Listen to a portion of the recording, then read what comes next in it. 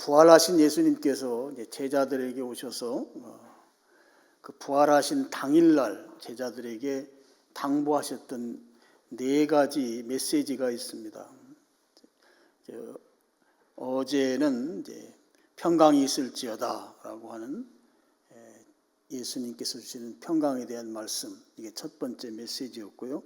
오늘은 이제 두 번째 메시지로 21절 그 마지막 부분에 보면 나도 너희를 보내노라, 보낸다, 바로 파송입니다.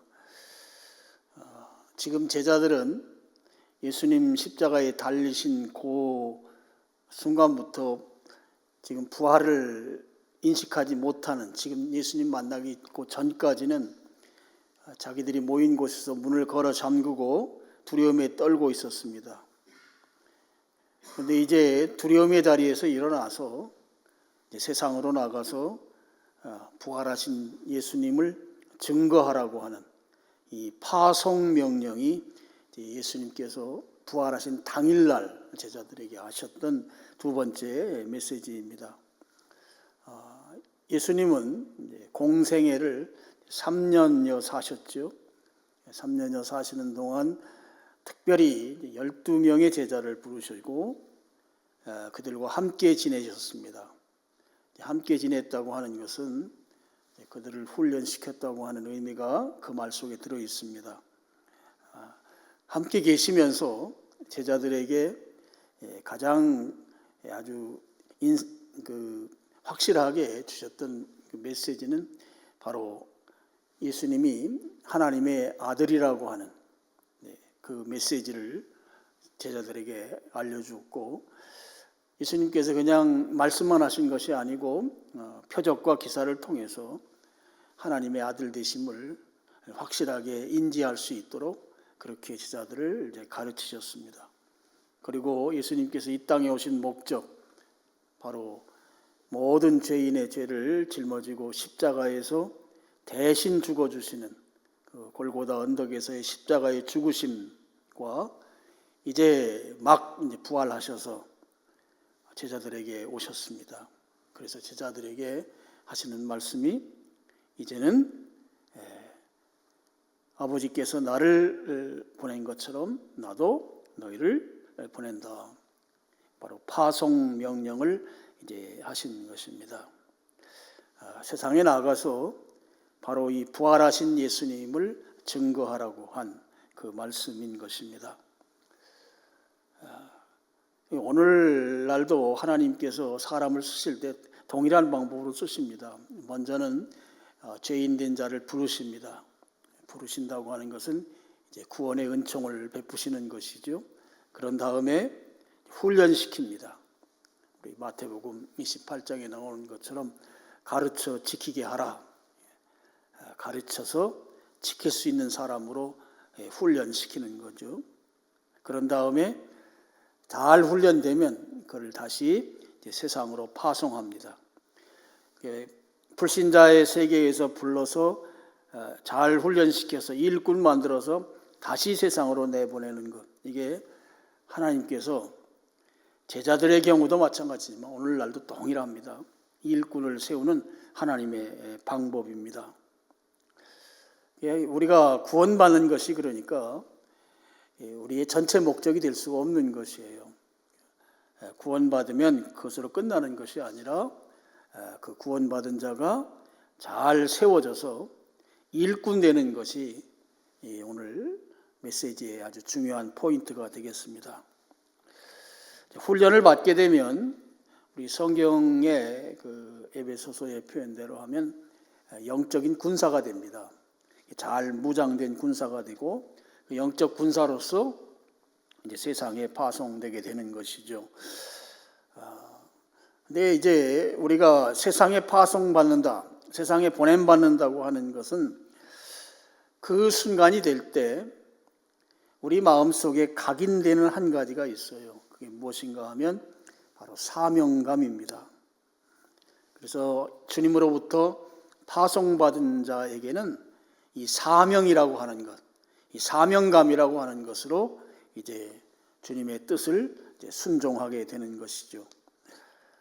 여러분, 그 사역으로, 사명으로 일하는 이 사역자들은 하나님께서 그 세상으로 보낸 그 목적을 이루기 위해서 순종을 결단해야 하고, 그리고 세상에 나아가서는 세상은 우리들을 반기는 곳이 아니죠.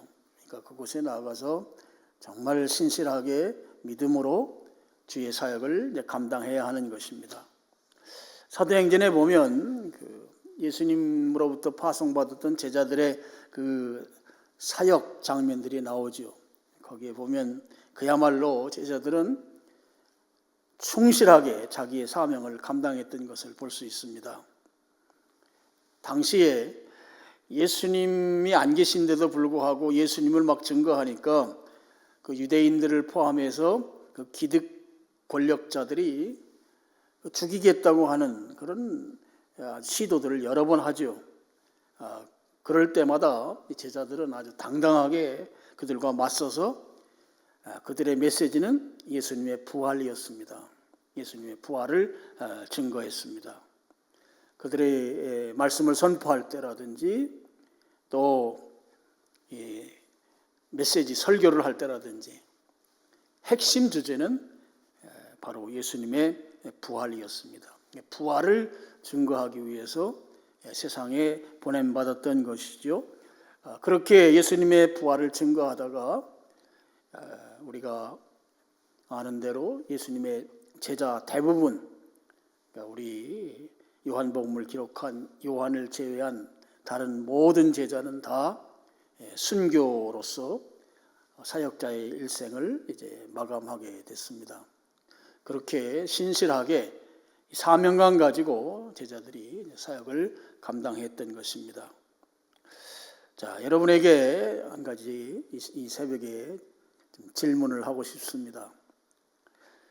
나에게 하나님께서 주신 사명은 무엇인가 하는 질문입니다.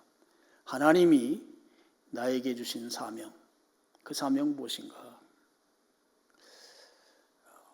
대개 이제 처음 주님을 만났을 때, 주님과 주님의 은혜를 처음 체험했을 때, 그때 마음속에 막 속에서부터 우러나오는 그런 주님을 향한 그 사명, 그 사명이 지금 어디에 가 있는지 우리가 한번 점검해 봐야 할 것입니다. 하나님께서 주신 그 사명을 감당할 때는 시간도 아깝지 않고 돈도 아깝지 않고 건강도 아깝지 않고 그야말로 사명 감당할 땐 가슴이 뜨겁고 이렇게 살다가 죽더라도 나는 행복하다고 그렇게 고백할 만한 그 사명, 그 사명이 여러분 지금 여러분에게 사명으로서 어디에 있는지, 그리고 무엇이 주님이 주신 사명인지 제가 이 새벽에 여러분에게 도전합니다. 주님께서 나에게 주신 사명은 무엇인가? 구체적으로 주님께서는 우리에게 세상으로 파송받은 자로서 그 파송받은 자가 가슴에 아로새기는 것은 사명감이에요. 사명이에요. 이 사명으로 사역을 감당하는데 주님이 나에게 주신 사명은 도대체 무엇이냐 하는 거예요. 우리는 하나님께서 주신 사명으로 살아야 합니다.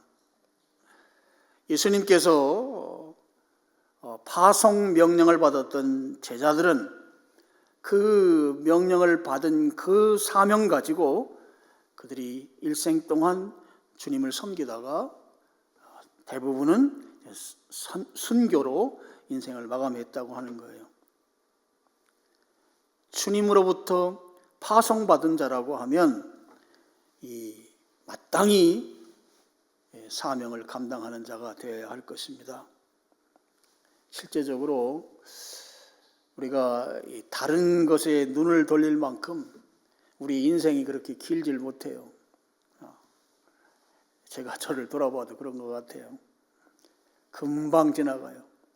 젊을 때는 뭐 이것도 하고 저것도 하고 이것도 할 수 있고 저것도 할 수 있고 지금 안 하고 다음에 하고 뭐 여러 가지 이유들을 대면서 그 젊음이 지속될 것 같았지만 그게 그렇지가 않더라고. 정말 쏜살같이 지나가요. 금방 지나가요. 그래서 어느덧 보니까 사명과 나의 삶이 서로 괴리된 채 그냥 나이만 먹고만, 그런 것이 어쩌면 우리의 모습이 아닐까 싶습니다. 여러분, 늦지 않았습니다. 지금도 주님이 주신 사명으로, 그 사명감 가지고 사명자로 살아야 합니다. 그렇게 살면 주님께서는 그 사명대로 살 수 있도록 필요한 모든 자원을 공급해 주십니다. 여러분, 내가 사명감을 가지고 일해야 하려고 하면 일하는 현장이 필요해요. 사역 현장이 필요하다고요. 주님께서 그 현장을 제공해 주셔요. 사역 현장만 필요한 게 아니죠. 주의 사역을 감당하려고 하면 재정이 필요해요. 필요한 재정도 주님이 공급해 주세요. 또 사역이라고 하는 게 나 혼자 하는 게 아니란 말이에요. 같이 동역하는 것입니다. 협력 사역을 하는 거예요. 팀 미니스트리예요. 그럼 이를 위해서 좋은 동역자와 함께 일할 수 있게 해주시는 것도 주님이 하십니다.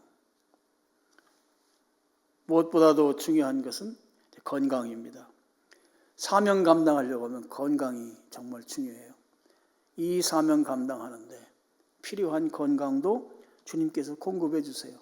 그래서 내가 주님이 주신 사명대로 살려고만 하면 그렇게 살 수 있도록 주님이 모든 자원을 다 공급해 주신다 하는 것입니다. 그래서 여러분, 주님께서 부활하셔서 첫 번째는 야, 너희들 두려워하지 마라. 너희들에게 내가 주는 평강으로 좀 평안해라. 그 다음에 두 번째 메시지는 자, 내가 너희를 세상에 보낸다. 파송한다. 사명감 가지고 살아라. 사명으로 일해라. 그럼 오늘 내 사명이 무엇인지, 내가 처음 주님 만났을 때 받았던 그 사명, 내가 어떻게 주님을 위해 주님 안에서 살 것인가 각오하고 결심하고 결단했던 그 사명,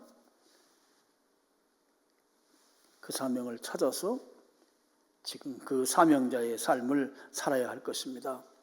그렇게 살 수 있도록 주님은 모든 것을 다 백업해 주세요. 모든 자원을 다 공급해 주신다고요.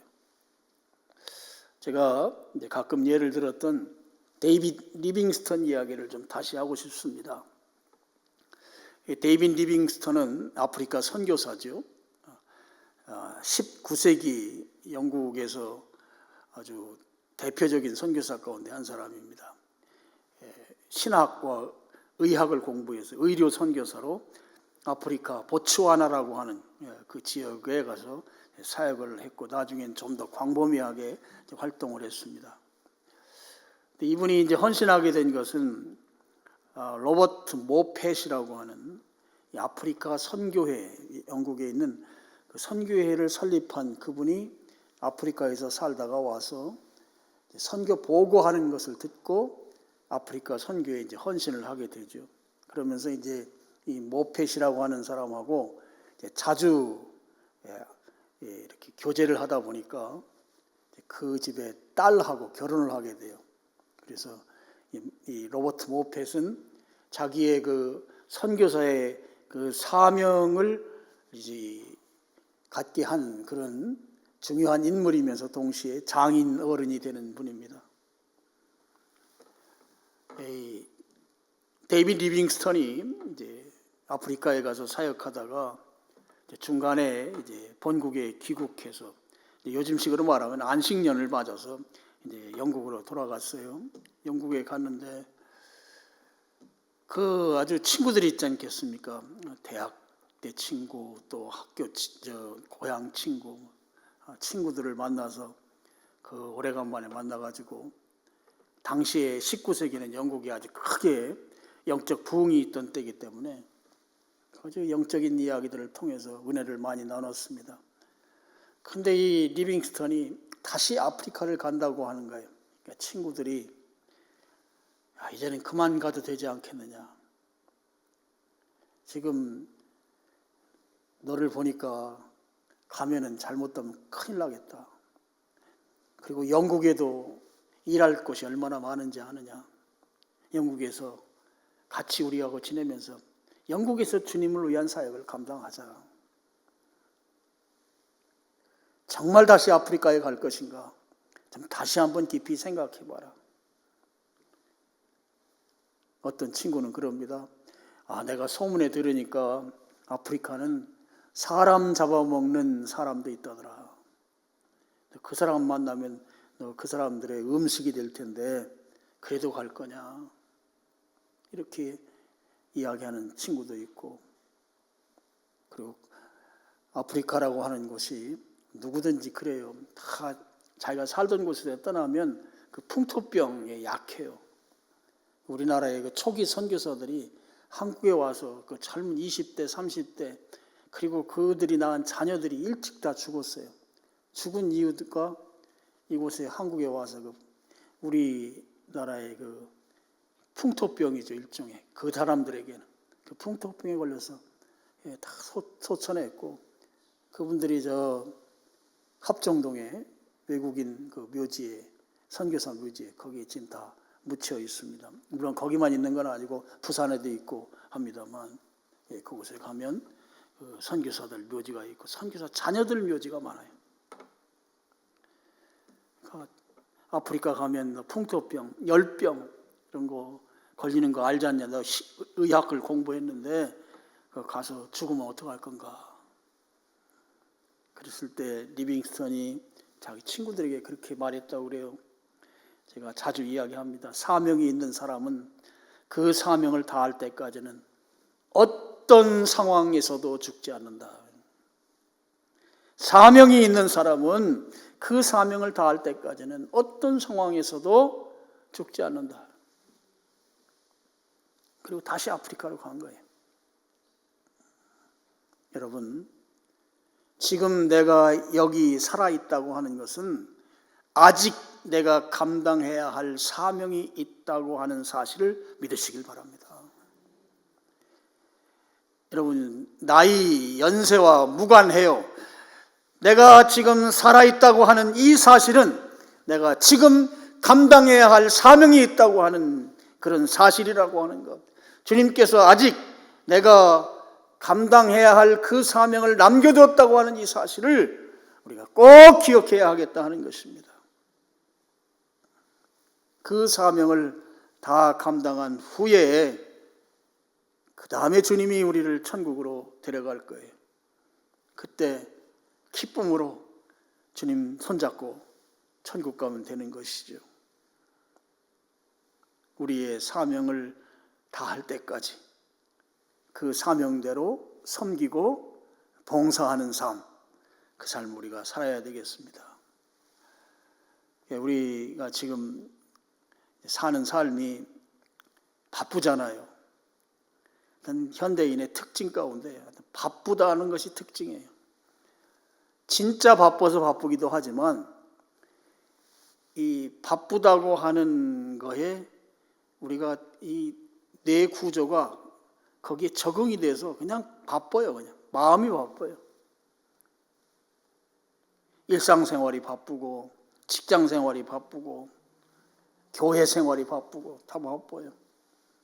바쁘다 보니까 결정적으로 우리에게 가지고 있었던 사명이 어디 갔는지 그 사명을 잃어버렸단 말이에요.